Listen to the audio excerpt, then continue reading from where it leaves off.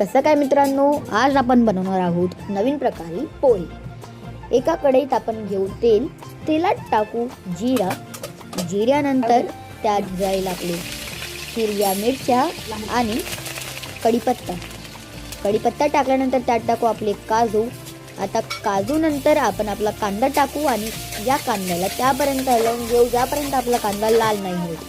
एकदा कांदा लाल झाल्यानंतर त्यात जातील आपले शेंगदाणे आणि आपण या शेंगदाण्यांना परतून घेऊ।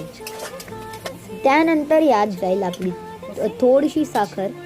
साखरेनंतर आपण चवीनुसार मीठ टाकू आणि त्यानंतर आपण आपले मेन कोर्स पोहे टाकू। पोहे टाकल्यानंतर आपण त्यात चिरलेली काकडी, त्यानंतर वरून कोथिंबीर टाकल्यानंतर याला हलवून घेऊ आणि एका बाउलमध्ये काढून घेऊ। रेडी आहेत आपले चविष्ट पोहे। जर तुम्हाला व्हिडिओ आवडला असेल तर लाईक करा, सबस्क्राईब करा।